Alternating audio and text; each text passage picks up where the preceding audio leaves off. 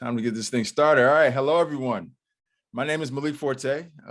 First off, I want to thank you all so much for taking the time to join us here for the Grind Black Gamer Roundtable panel. I hope everyone's been having a fun and insightful time here at VirtuousCon. I personally, I've been enjoying hearing so many brilliant thoughts for so many of us. It's been awesome to check out. Just a friendly heads up before we get started.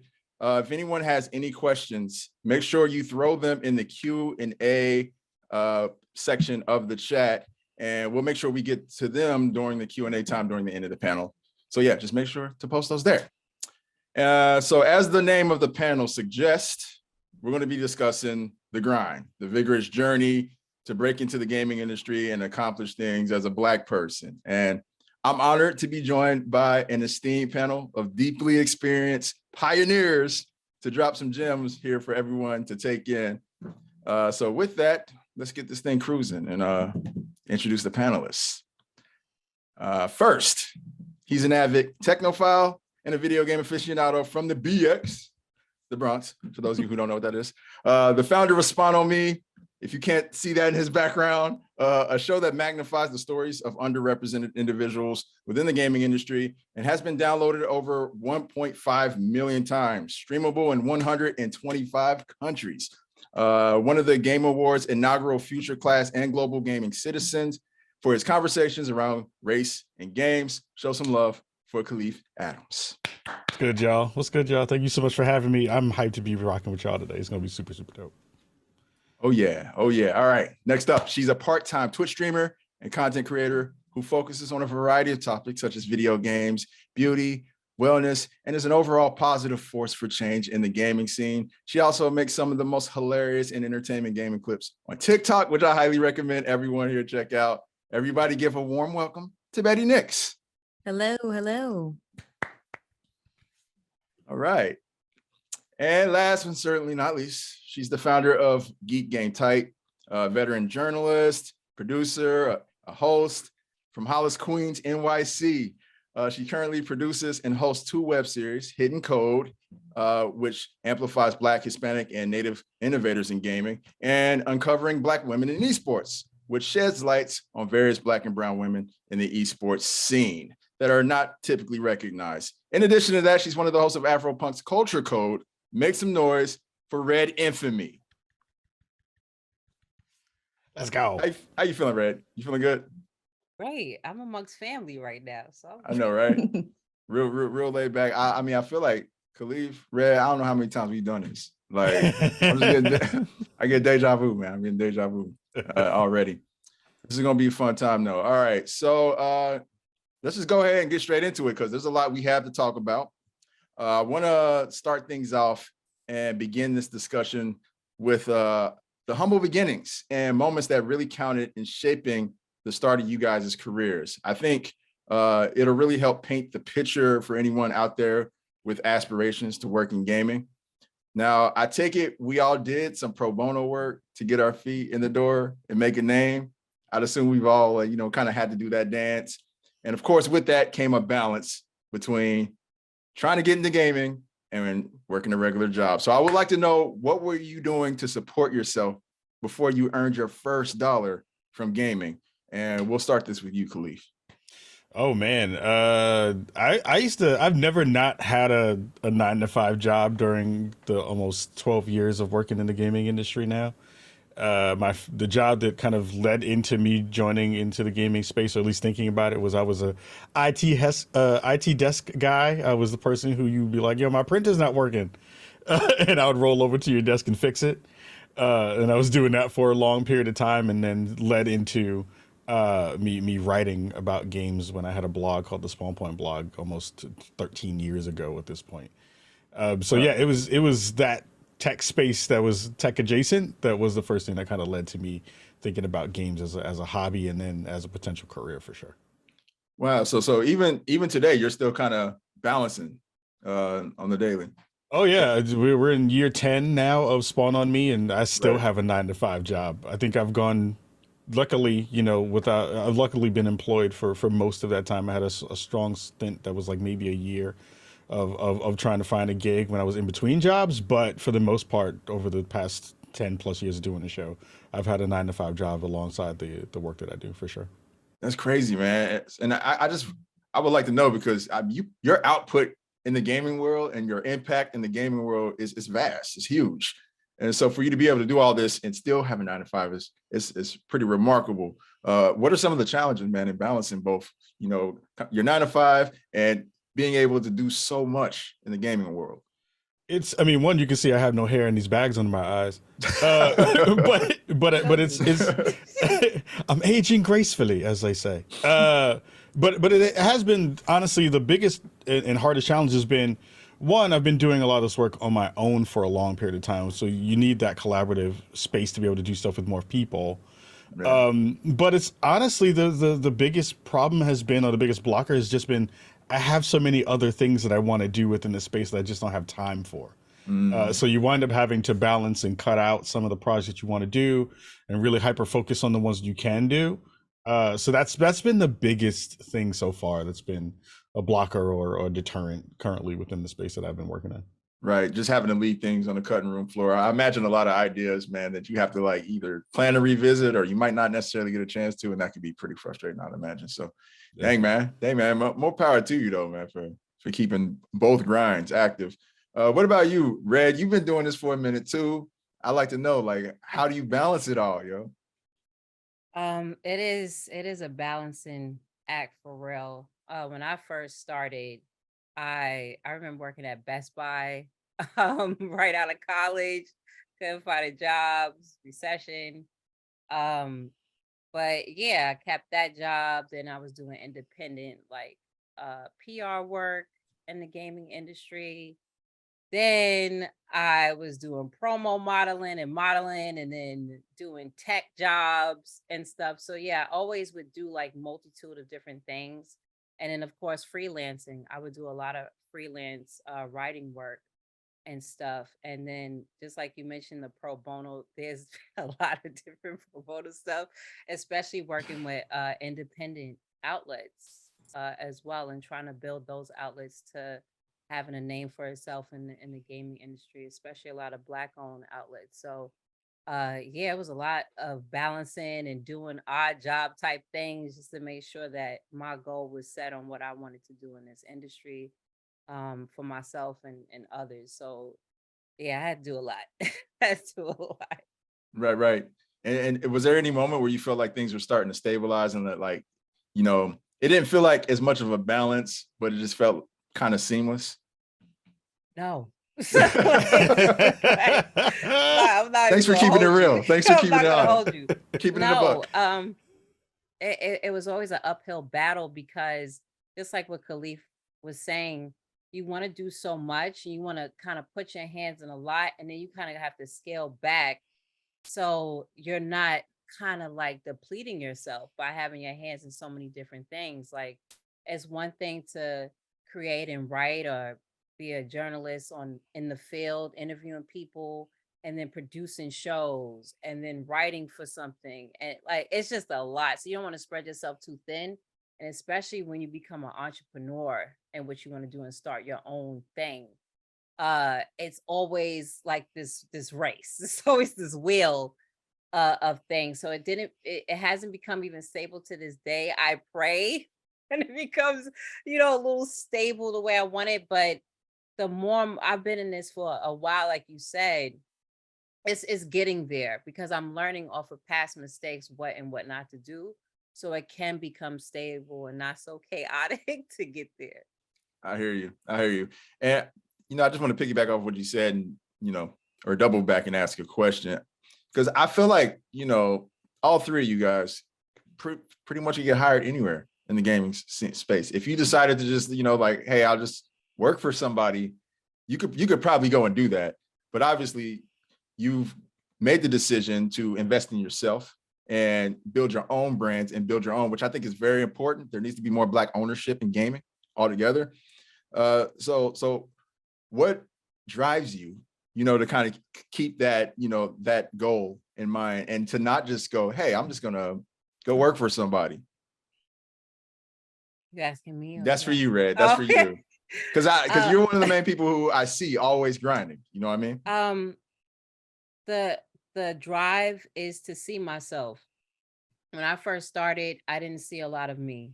I didn't see a lot of Black women, whether it was on Twitch doing a thing like what Betty does. Like I didn't see a lot of that. I would go to E3, it would just be me, Cherie, Keisha, and Aisha Tyler. Like that was it. Like as far as Black women and Hispanic women as well. So the drive is to make sure that someone can see themselves do what I do and do it better. And if I'm some type of staple, a pillar in helping to do that, I want to make sure that there's tables set up that we can sit at instead of begging to be at someone else's table. So that's what drives me to do this all the time. Facts.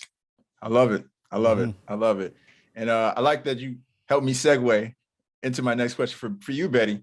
You're kind of on a different side than these two. And as you've invested in the Twitch world, which is, you know, I feel like for Black women, it's a really tough world to navigate. So she was like, yeah, straight up it is. Yeah. So could you share with us some of the challenges you faced early on and just kind of tell us, you know, about the process and kind of how things started for you on Twitch? So I didn't come from a gaming background at all. I started streaming once I was in graduate school for project management.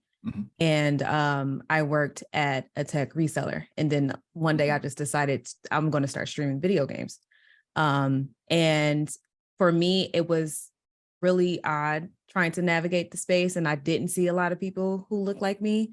But I think for me, it seemed like I got affiliate pretty quickly and things started moving for me pretty quickly. And for me, it still feels like things are moving for me a little more faster than I would have expected. But I think one of the biggest challenges that I face right now is trying to keep myself on multiple platforms, fighting against an algorithm who does not favor Black people. And also trying to balance a 9 to 5 because I do work a job that has nothing to do with gaming every day. I just have the benefit of being able to work from home full time. So it helps. Yeah.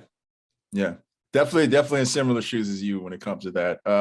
I want to double back real quick to something that you said, and that's posting things on keeping up multiple platforms. So right now, currently, like, how are you able to pull that off? I mean, I see you quite a bit on TikTok. Your TikTok is lit. Like, just thank you. Straight up, you know, it's honestly, it's not where it should be. I could definitely post. I could definitely post a lot more, but I have an editor. So I have someone where I'm like, I'd like this moment while I was streaming or playing a game. So I send it to them, they edit it, and they send it back to me, and I post it on TikTok. And then for Instagram, my Instagram is mostly all my beauty stuff. So for that, I may set up 2 cameras, record myself doing my makeup, send it to an editor, have them edit it, and then I post it. I don't have a set schedule, but I do try to make sure I post on Instagram at least a couple times per week, or make sure I have some type of backup footage that I can send to an editor to have them edit it and send it. So I can post it on TikTok or Instagram. Gotcha. And why is that important? Why is it so important to make sure you're spreading yourself to all these different platforms? Because I know a lot of people who are just Twitch streamers and they don't really do that as much, but well, so for Twitch, the discoverability on there isn't that great. So a lot of us depend on Twitter, TikTok, Instagram, YouTube to get people to come over to Twitch and watch us on Twitch. So you kind of have to make sure that you are on these other platforms and you are bringing people to come in and watch you so that you can grow and get the views that you may need for any type of brand deal or partnerships, things of that nature. Gotcha. So essentially, you know, these are all promotional tools for you to grow at your main platform. And so I think that's something that a lot of folks who are just getting into the Twitch streaming game should probably take notes on. You know, the more you put yourself out there on different platforms, the easier it is to grow your audience, because Twitch discoverability is pretty trash and it does not favor Black folks, especially Black women. Yes. So yeah, I think I'm glad you put that out there and put that in context for folks who are looking to get into that line of work. So let's go ahead and move on, because one thing I find really admirable about you guys is that you've been able to maintain a chokehold on your not only your craft but your relevance in the scene. Kahlief and Red, I've always seen you guys just your faces just showing up everywhere. You'll be at the event I wouldn't expect to see you at. And it's not easy to stand the test of time in gaming. The shelf life for a lot of people is very short. So I would like to say, because there's always new faces entering, we've seen a lot of folks come and go, switch careers and whatnot. Could you offer some pro tips on how you've sustained your longevity and continue to extend your careers on and on? We'll start with you, Red. Sure. As far as like, it's not like I have this goal to stay relevant or anything like that. It's just, I really have a passion for video games, tech, and things that's geek. So, before I was a journalist or before I was in front of a camera, this is just something that I can talk about all day, every day, and I still do it. I love keeping the air to the community. So you'll see me even go back and forth with people on Twitter, but it's fun to me. I still have that gumption and that curiosity on why things are the way they are or why someone created something. So I think that's why I always want to be in the mix, to not just be on the consumer side where I used to be, but see the masterminds behind everything and why it went this way or why this game was made that way, or how the community is doing and how the community is reacting to everything. So the curiosity is what actually helped me to say, I want to keep doing this, or I want to be there. I've seen a lot of people get jaded, and I was like, you're jaded because the passion has left and maybe you should take a break, So me just having that curiosity and being that little big kid, right. all the time, just being excited. Like I'm excited every time I get to go to a con or any, especially since, the quarantine, get to see people I haven't seen in years, just things like that. I'm just meeting new faces and minds in this space is what kept me running with the career that I do. And being a part of, an industry that's still growing to this day because it's still an infant, to be honest. That's true. We are still in an infancy of this industry. And I feel you on that. I feel like going to these events also, not even just seeing all the changes and stuff, but just seeing you and Kahlief and, all of our, comrades that we see at all these things. It's super motivating. It's super motivating because it's I know they're going to be there. I know they're grinding. And it gives me hope, that to just see you guys always showing up. We'll move to you, Kahlief, to tell everybody about your process and how you've been able to maintain. I mean, it really, I'll even double down on what Red said, and I see it every time Red is either at an event or any content that she puts out. I still see the same glimmer in her eyes that I saw when we first started to kind of be down this road. And it's inspirational to me. It's inspirational to see you, Malik, still continue to knock it out of the park with everything that you do, and Betty continue to grow in this space and do so many fantastic things. The energy that gets pulled from each other in a way that is really profound, because a lot of us are either, like you said, kind of have started this path for a lot of, Black folks within the gaming space as a real layer of the foundational parts of media coverage and seeing folks do these interviews and having that layer. But I'll be honest, I've thought about quitting multiple times over the past 10 plus years of doing this work. And it's always some project or, I often am a gap filler for what I don't see in the space. So it's the podcast was a gap filler for conversations around gaming through a prism of Blackness. The Spawnies Awards is a gap filler for us not having a space to talk about the work that we do from a video game development perspective. There's multiple projects that I get a chance to play around in that do that work. But I think it's always an understanding that, when I get a good message from someone that says, not only does your work have value here, but it has made me think about video games or the conversations of the day in a different way. That is what drives me to continue to try to figure out ways to do good work and to be good trouble in all the ways that I possibly can. So it's all those layers combined that continue to keep me hopefully relevant within a space that wants to kick my old behind out, and it's fine. You're not lying. You're not lying. it's a young person's game. Oh, for sure. Yeah. Yeah. That's a huge part of that conversation too, is that age relevancy. Once you get a little bit older, I'm 44 now, and I started the game late. I started in my, I'm 44. My taxes say so. But it's one of those conversations too of like, how do you stay relevant at it when you're getting a little bit older, when the game is so much for a younger crowd that has not only a different sense of what the space is for them and needs in that way, but also how do you connect with an audience that's still younger? My audience skews a little bit older, but how do you dig into those spaces that are TikTok relevant, IG relevant, and all those other spaces that feels good to you as a human and as a person who's a creator, but also connects to the audience that you're trying to serve? Yeah, no, that's a super good point that you're making there, man. That's something I've actually been exploring over the last year and a half. I've been doing some TikTok experiments, and I do think it's very important, like you said, Kahlief, to find those gaps that aren't filled in. A lot of people, as Red said, are searching for relevance or whatever, and I feel like when you're not searching for relevance, but rather trying to provide utility to the gaming scene and help people in some way, that extends your career a lot. People always need help. People are always sponges for information, and I think that's something that even young folks, crave. So that's a really good point that you made there. Betty, I know that you probably haven't been in the, up and running in the industry as long as these two have. I have not.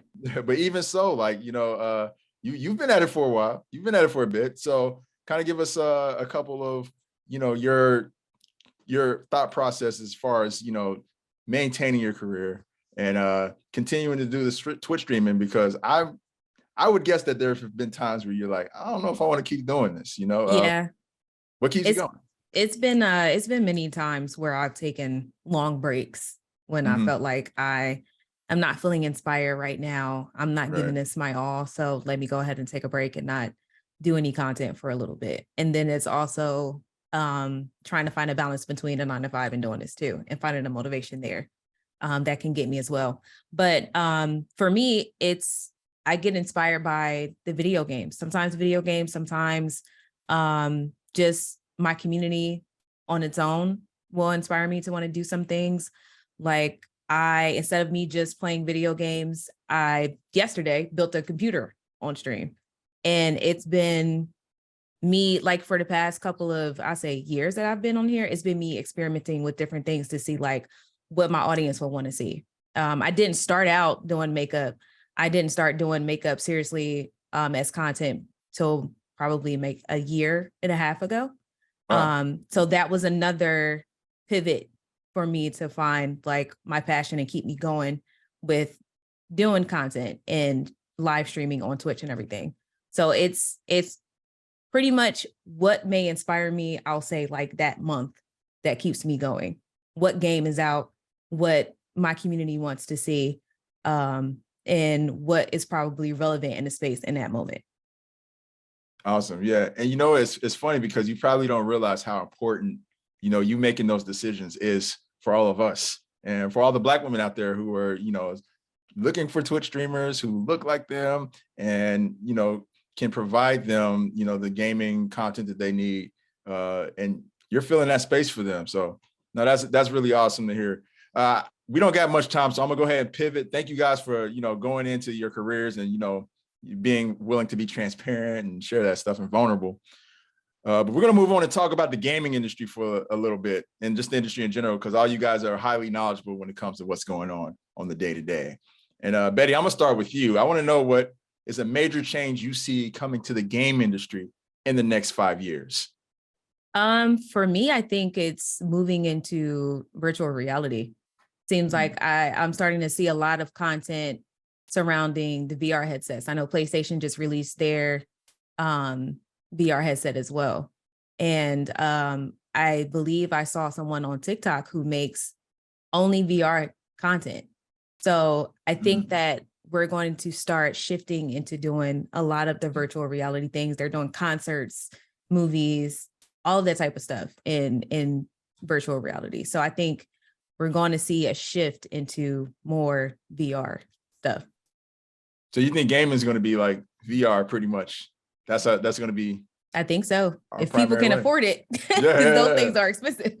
I think that's an important point, making it affordable and accessible to people. But yeah, I mean, that's kind of what PlayStation is trying to do, right? With, PlayStation VR, they're trying to provide a affordable VR solution for the folks out there who can't spend thousands of dollars on VR. So that's just it's going to be interesting to see. What do you guys think about that, Red, Kahlief? Any of you guys want to tag in on as far as VR goes?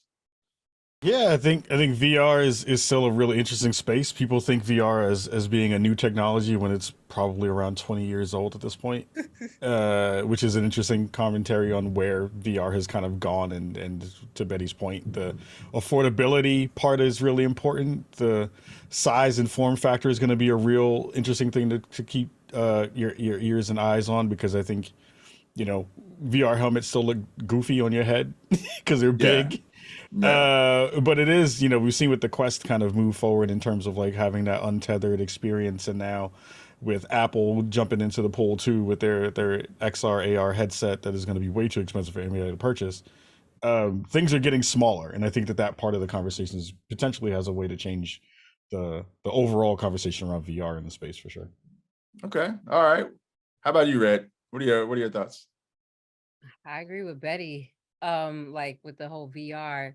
If you remember, we came up off of the PlayStation Home, era. Mhm. Yeah.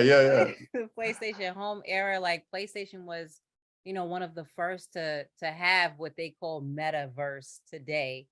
And I really see PlayStation kind of tapping back into that with their VR headset and trying to create things in that space even more on a creation to get people more immersed and make things a little bit more affordable, like you said, with the Quest 2 and everything. So gaming wise, I see things being more immersed and making it that people could play games longer in a VR headset than what they normally could. We had games like Alex that came out and it was rather more lengthy than a traditional VR game. So I see that happening. And then on the content creation space, I really see, of course, like you see how we've created a lot, like a lot of us, just like what Kahlief was talking about, filling that gap, filling that void. We created a lot of that through off of social media today. It's like with Betty, like I love looking at streams from Betty and a lot of different women who game, period, because I stream too. But I look at them because I'm like, yeah, I ain't on their level yet because I gotta learn. I don't even know how to do the such and such commands and everything. So I learned off of they're very inspiring, period, even with content creating. And I just see the shift. We see today in game journalism, a lot of times there's a lot of a back and forth with the community and game journalism who we can pretty much who can we understand or who we believe are not. And people love people that's relatable. And we get to see content creators be more relatable with content. We get to see the game played right there and then. We get to see the game damn near reviewed right there and then too. Or have the first reactions or impressions. It's more relatable than something so stale that I see a lot of times with gaming journalism. So I've even seen a shift where it's more on the content creators and the influencers than it is with the game journalism, So I see that shift going even more, and influencers and content creators being praised more in that aspect on what somebody thinks or not when it comes to a video game. So in a content creation space, I see us just making our own buildings and doors to open in that. And I just see a full-on renaissance with us, period, in that space. Yeah, there's definitely a shift. I feel that. I feel like it's been happening for a little bit. Like this year more than ever, because I mean, the gaming industry has been brutal when it comes to layoffs. With a lot of gaming media, we've seen just a ton of folks lose their jobs. And it seems like a lot of the game companies, and the marketing around these games, they're starting to realize like, oh, we probably should, contact influencers and the tastemakers, because the game journalists, they really aren't moving the needle as much as we would like them to. I play the games. Yeah. There's a lot of that. There's a lot of that too. I ain't going to be sitting here in front, yo. Like I'm gonna say I see a ton of that myself. Yeah, you can kind of tell just in the writing that, they're kind of phoning it in, just like, I don't feel like playing this game. Going back to the VR thing, though, I think it's really interesting. You guys are committed, not necessarily committed, but are ready for it. I'm still trying to get there personally. I do think that VR is going to be like a social renaissance. You guys, I think you said that, Red. There's a renaissance of sorts coming with the social aspect of VR, because I don't know if you guys been on VR chat, but that's so much fun. And then I did it once.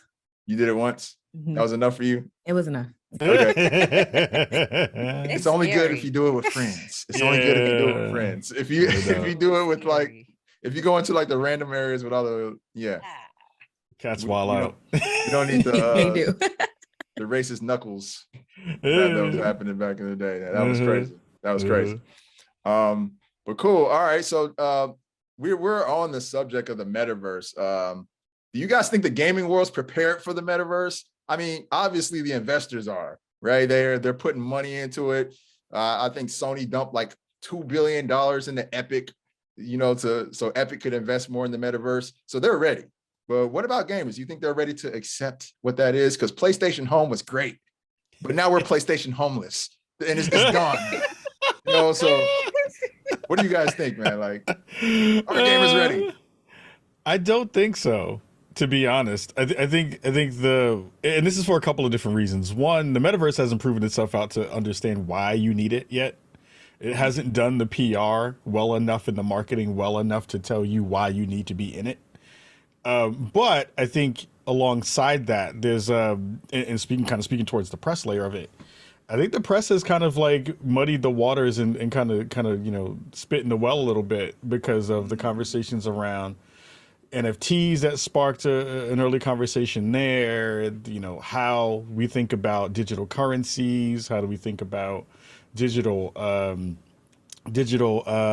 ownership in a lot of different ways. Like one of the kind of hardest conversations to pull in, and I think it's kind of sad, is that in a space in which Black and brown people have not had the ability to have financial wealth in the real world due to the racial gap, due to white supremacy, due to all of those things, due to all those connected pieces, this digital space has been one where I've seen people who have gone from being homeless or worried about their first check or figuring out a way to make money to now becoming people who have found stability financially within the NFT digital Web3 space in a way that they aren't allowed to talk about because the energy in the room says everything in this space is bad and negative and terrible.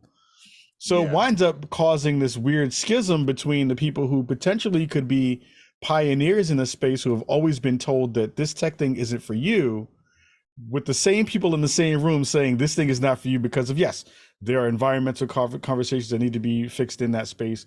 There are financial liability conversations. We saw what happened with crypto and the rest of the folks with some of the things that are happening in that space. But there are always tangible things that you could be doing within a space that is less risky and potentially financially viable for you. And we don't talk about those things because of all this energy around. Even if you say metaverse, It's become people, a stigma.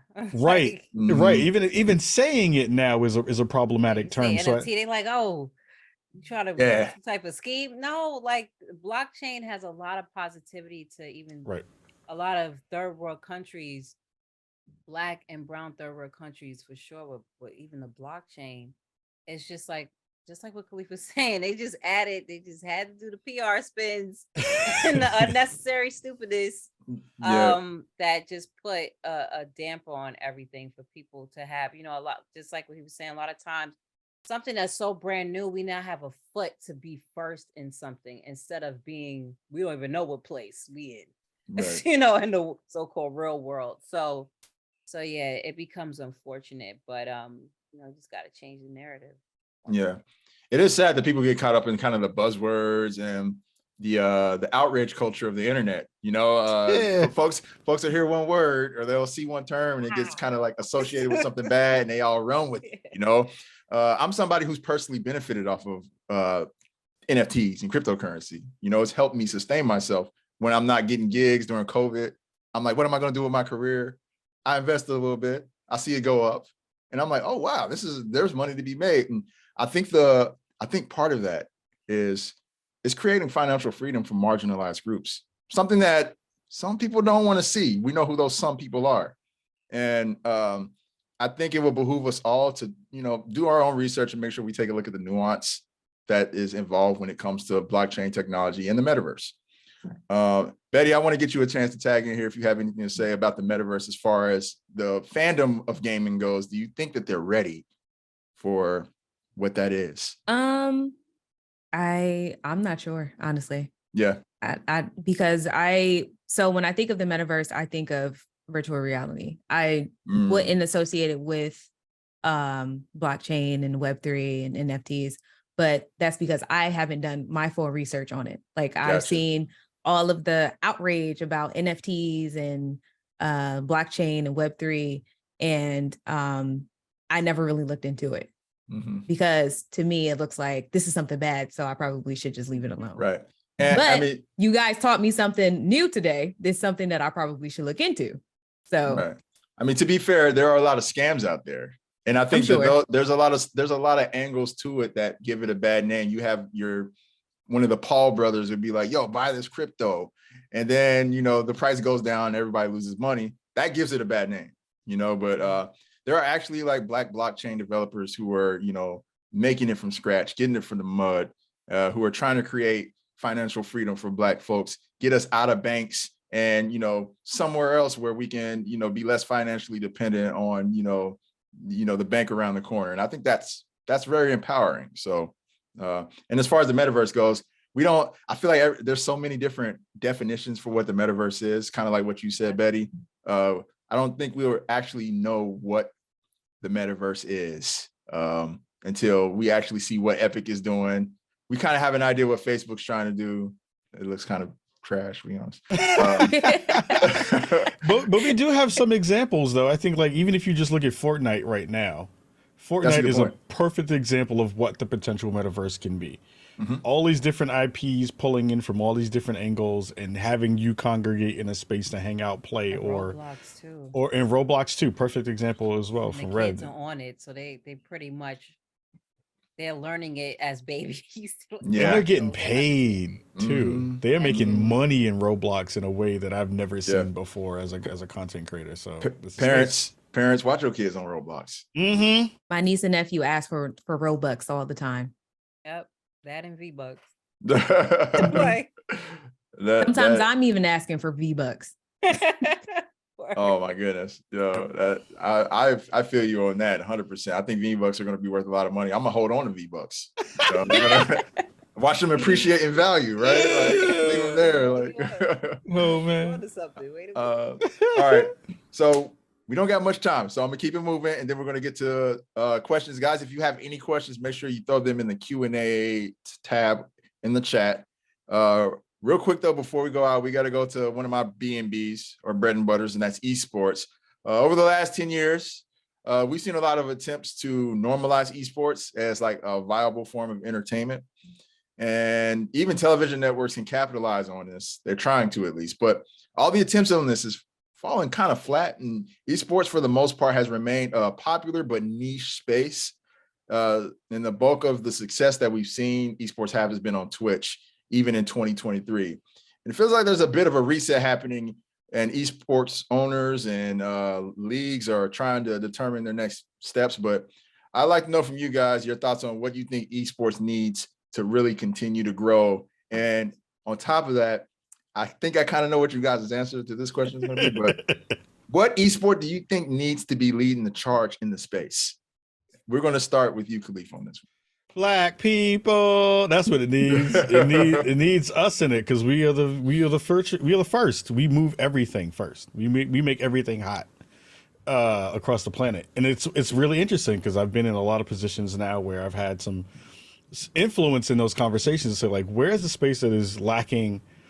You know, the biggest kind of influence from us, and it has been the esports space, right? The one that is the closest to our community in a real way is the fighting game community, which we've seen grow over. FTC. FTC is the biggest knew it. one. That's what I was expecting. And to be fair, the biggest ball drop that we've seen in a fairly recent amount of time was when ESPN2 dropped esports competitions. There was a multitude of different tournaments that were on ESPN2 for a while, or maybe it was 8 or the Ocho, whatever it was at the time. And it was the first time you really got a chance to see esports in its purest form on national broadcast TV in a way that you could not deny it. And the fact that that relationship broke or whatever it was that caused that to not be there anymore is a huge backward step for what the esports space could be, in a way that connects to our community directly. And they have botched that in a big way. Fact. I totally agree with you on that. I don't know what they were thinking. They have hot dog competitions on ESPN. I see all types of crazy stuff, man. I'm like, and you can't air a Street Fighter tournament. What are you guys doing? You know, the fact that there's no Evo on ESPN is wild. Yeah. Right. Yeah. Right. I mean, from that perspective, that's nuts. They're missing out on millions of viewers because every time I look at Twitch, there's millions of people watching. So yeah, I don't know. Red, I'm imagining your answer is probably going to be in the same realm. Fighting games. It is in the same realm. That was, fighting games is very dear to me ever since I was little. That was my first step into covering esports, was the fighting game community. And that's when we mostly seen us. We are, us as Black and brown people, we even train the Asian players. Like a lot of Asian players or people just from across these period come and train with us and learn new things from us and tactics and stuff like that. So when I see, and it sometimes it's a pushback too, because in that community, they're like, we don't want it to go so commercialized until kind of loses its flavor. We've seen that with other sectors and so many different other industries. So I do get it.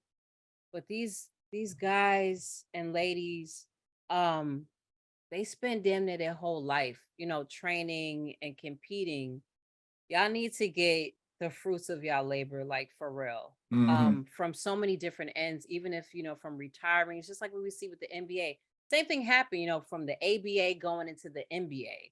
It has changed and shifted so much because back when there wasn't that many Black players, same thing with, with baseball, you had the Negro League. And then of course you had the regular baseball league until y'all started integrating Black players into stuff. That's when stuff started to get popping, period. It's the same thing that I don't understand. And then we see that pushback, like, of course, not seeing it on ESPN. We now, of course, see Sony had took the reins and invested and purchased Evo. So I'm interested to see how that's going to come along as far as the broadcasting aspect of that. But we have a lot of Black networks as well, too. So they need to get involved and see. It can't just be HBCU. We have to also see other forms and factors too with esports and getting more involved. I was just going to show you, even speaking like with women, even Black women being involved in esports. I have a show dedicated to that. But there's women who they're great at other games, but they want to be more competitive. Even if there's certain type of boot camps or whatever, teaching different people or teaching the youth different things with it. And then other forms of esports too is not all about entertainment. There's other people that needs to be involved too.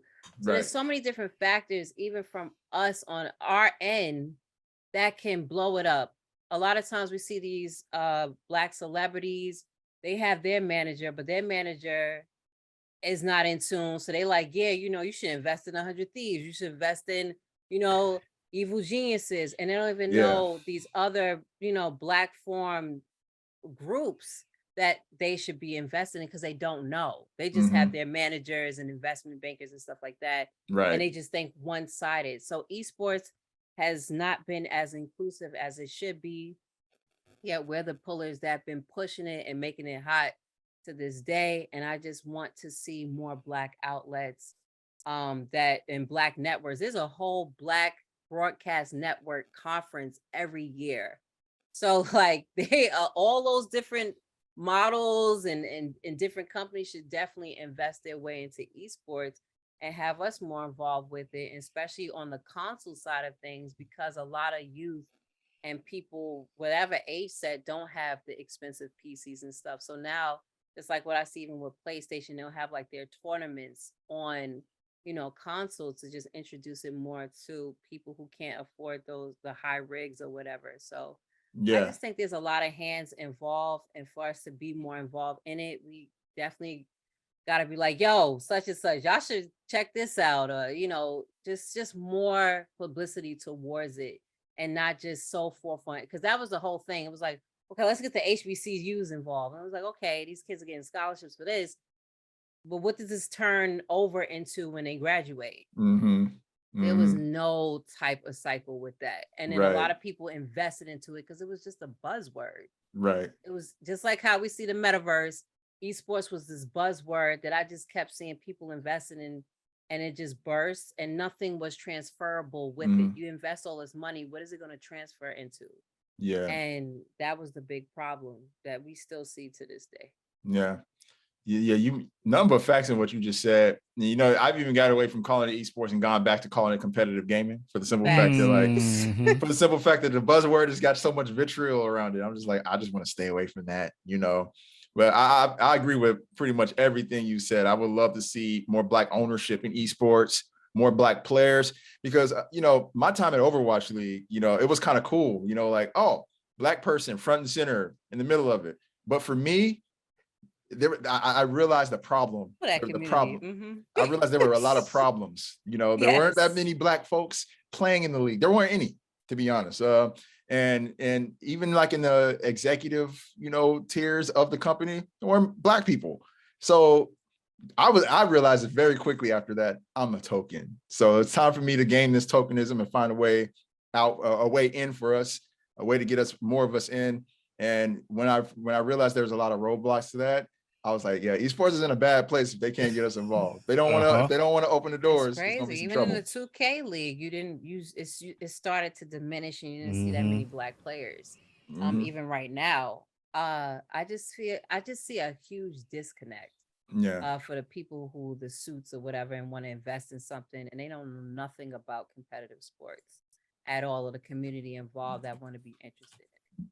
Yeah, totally. Betty, I want to give you a chance to weigh in on this. What are your thoughts on esports as far as like the kind of pain points that it's facing right now? Do you think there's a way for it to gain some relevance from here? Well, I agree with both Kahlief and Red that they definitely need more Black people. I don't personally watch esports as much. When I did, it was the Owl League when it was on Twitch. I have, well, my boyfriend, he's into competitive gaming. He did Call of Duty, but I did speak to him about this. And one of his things was that it seems like it's too expensive for a lot of the leagues to join any of the competitions. So we probably won't see a lot of leagues that have us in it, or any that have women in it, because they can't afford it. And they can't afford it because they don't have people to invest in them. So we need the investors to invest into the teams that are diverse, and we need more Black people in the space. Yeah, 100% agree. Start like the FGC when everybody made their own tournaments, and then yeah. A big problem with esports is the publishers, the game publishers taking too much ownership and not really giving it to like folks, to make these tournaments, and giving it to the community, so to speak. We've seen it happen with Smash. We've seen it happen with pretty much every game. So that's a huge issue. Isn't it wild, Malik, that to this day, and I know you've covered esports and Red as well extensively over your careers, that to this day, I have still not seen a fully staffed, fully formed Black team yet. Yeah, no, they exist. I mean, in one of those major esport, like I haven't seen one in League, I haven't seen one in Val, I haven't seen one in Overwatch. Like, it is a wild with the money. Fighting game is, for example, my good friend Aziza Brown. She owns her own esports company, her own esports team, Dynamic Focus. She has top players, in a fighting game. But as far as getting some of those players in those other leagues, it becomes a little daunting. and especially even getting women involved. It's like it's just so many roadblocks to this point. It's like it has to start in a way. It's like Betty mentioned with Call of Duty. It's like, oh, it's just all commercial and we're just doing Warzone. Like they changed everything. Instead of just having a competitive, can these people have their own, competitive leagues? It's like how fighting games started, where you have, East Coast Throwdown and Defend the North and different leagues like that as a whole. And that can happen and we can do it. We can do it. And I hope to see that more, even on an online aspect. And I mentioned like the different broadcasts, for example, like AURN, which is a Black owned broadcast network. They're doing their own tournaments and they have a gaming league. So I see it happening. It just has to happen in a broader aspect. I would love to see Essence covering Black professional Black women esports people in this league. And I just don't see that. And sometimes our own can't depend on other people. We have to see our own, putting it on the forefront at a big aspect. Facts. And doubling back real quick to what Betty said, I think it's super important also that when they invest and there's investment coming, that they learn to nurture these establishments that they're investing in. I feel like esports has been a lot of people wanting quick bucks and not getting those quick investments returns back and cutting the cord on everything. And there needs to be less of that, more people looking at it long term and nurturing whatever they're investing in. So yeah, man, a great discussion about esports. I think there was a lot of knowledge dropped there, a lot of gems, a lot of facts, but we're getting close to the end of the panel. Real quick, I want to double back over to our Q&A section. We had a couple of questions that people asked throughout. It seems like you guys covered most of the bases because there's only a couple of questions. First question is for you, Betty, and it is, where did you find your editor? It's been a long and rocky road. I've gone through a few editors. I mostly got them from friends of friends, asking around who edits and putting fillers out on Twitter. You just have to make sure you censor the word editor because you will get a bunch of bots in your DMs. But it was mostly from me just asking, like, is there anyone who edits and could help me with editing? I've gone through a lot of editors though over the past, I would say, year and a half. Oh, okay. So you had to test some people out before you got to the right one, right? It's like a lot of people, so they'll say they want to do it and then they're not consistent with it. And then the communication is not there. A lot of them don't treat the editing as their business. So it's like, I'm just doing you a favor. I'm going to edit this. And I can say, hey, I want to do a bunch of videos where you edit these videos for me and I can pay you such and such amount of money for this amount of time. And they still don't stick with it. There was one point where I was like, God, do y'all just not like money? I don't understand. I will pay you. Why do you not want to edit? So you have to just put feelers out there, talk to people and see who you can find and who will match the style that you want for your editing. Right. Sweet. All right. Good knowledge there. All right. Next, Erica Vaughn asked, what is the squad's opinion on the gaming world infusing more into the movie TV industry today? I think this is referencing shows/games like The Last of Us. Who wants to go on this one first? Anyone want to jump in on this one? Red, you go first. Shouts out to Erica. I think it's great. It goes on to my point too. A lot of people are kind of oblivious to the gaming world in the gaming industry, and something like The Last of Us, where of course people didn't get to play the game. Now they can digest it in a different form of entertainment and be like, oh, so gaming, this is what they be doing, like this is the type of stories that they get to like play and stuff. And well, maybe I should check out video games. There's people who've never played a video game in their life, but something that's transformed into a story form that can be conveyed with acting and getting the different actors and directors and kind of changing things around. I think it's really dope with the integration of it. It just goes to a broader like audience. Same things we've seen when Ratchet and Clank, they had their movie and then they had the video game. So a lot of people can get more involved and it become a household name. Like The Last of Us is now becoming a household name, just like The Walking Dead became, having that from a comic turned into well-renowned, TV series. So I love the integration. I want to see actually more of it and more people being involved with it as well.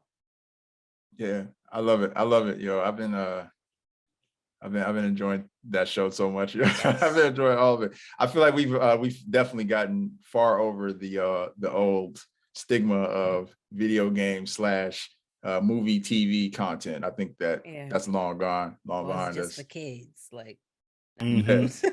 Yeah. Anybody else want to add anything on that? Just hopefully they're not like the Resident Evil movies, Oh yeah. Oh yeah. After a while. Oh yeah. Oh yeah. Oh they yeah. like good bad. They like good bad. Yeah. It's like you keep looking at them. Why?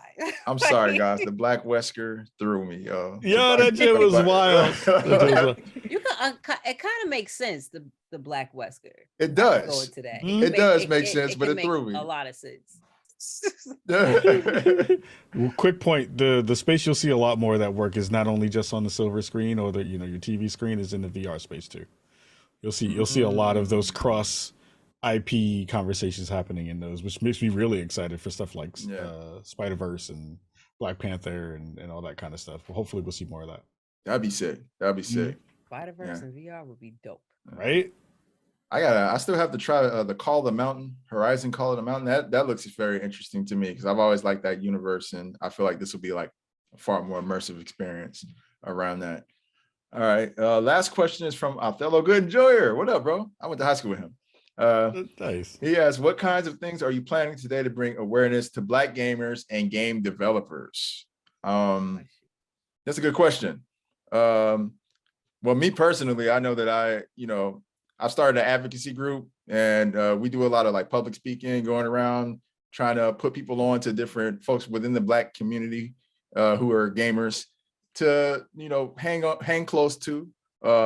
And I'm a word of mouth person too, so I'm always singing everybody's Black's praises anytime I'm anywhere. If I get any type of platform, there are shout outs happening without a doubt.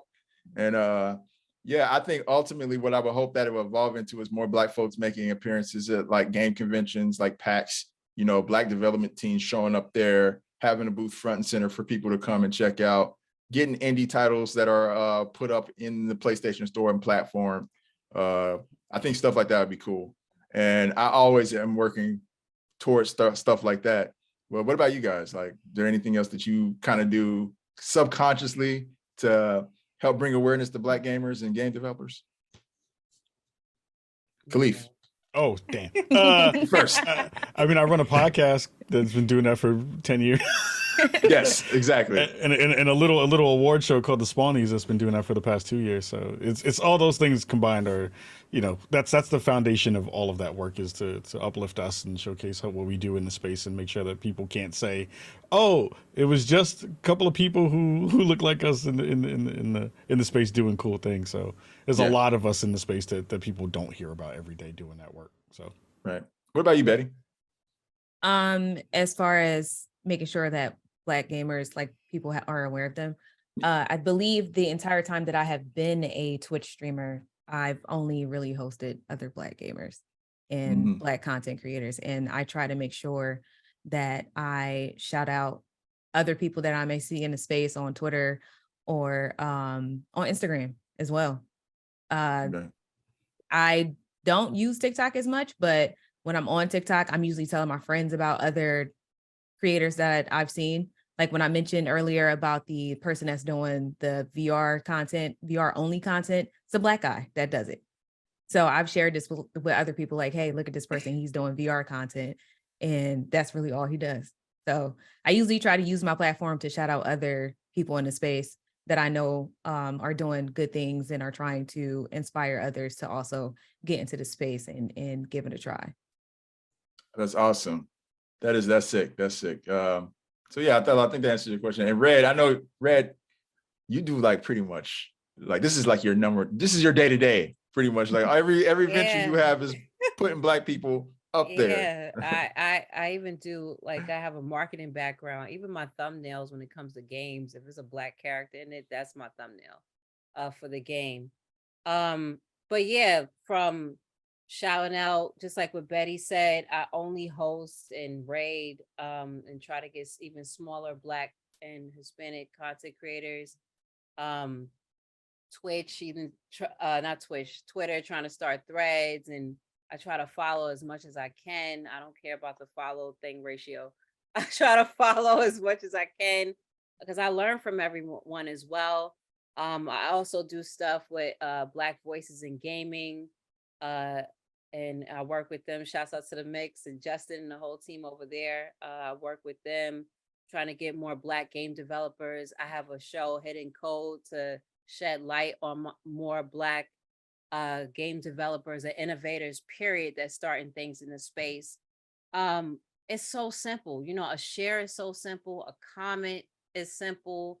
Doesn't have to be monetary all the time. If you want to make it monetary, that's even better, to help people with their projects or their channels.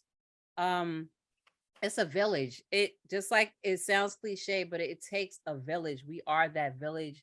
It should not be a competition. We are compete. You're fighting over crumbs, to be honest, instead of just taking it all as one and creating your own slice of the pie. Like, I get tired of the competitive stuff from even Black female creators, Black, whatever the case. Like, we all should be embracing one another. Even if you don't like somebody, fine, just don't deal with them. You don't have to tear them down in public. Like, I get tired of all that stuff.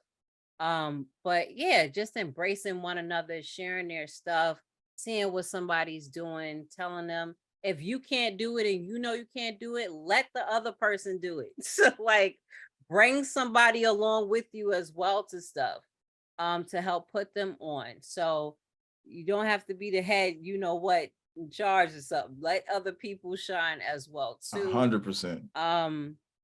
So yeah, that's always been my MO, period. Just I want to see everybody win. Just like what Issa Rae said, I want to see my people win.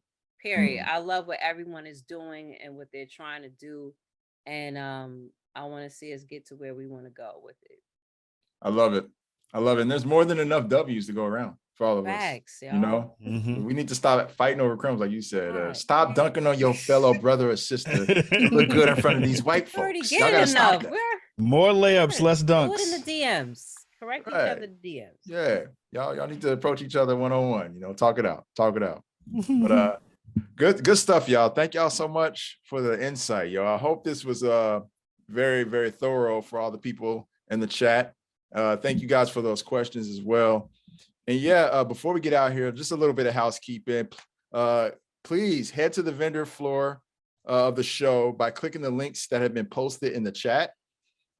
Just go and visit some of these amazing vendors that have made this convention possible. I want to say thank you to the amazing workers of VirtuousCon who have made this thing possible. This has been a great convention all weekend. I've been tagging in, just soaking in all the knowledge from all the beautiful Black folks. And I can't wait. I will look forward to this being online in the future. I hope there's maybe another one that's like live, so maybe like we can, you know, actually meet up and run it. That'd be sick. We gotta make that happen. We gotta make it happen. Mhm. We got to make that happen at some point. And last but not least, thank you, Kahlief, Red, Betty, for being here and just offering all these gems and nuggets and being so vulnerable with everybody. It's very much appreciated. And with that, guys, that was the Black Gamer Roundtable. Thank you guys again for checking us out. And until next time, we are out of here. Peace out.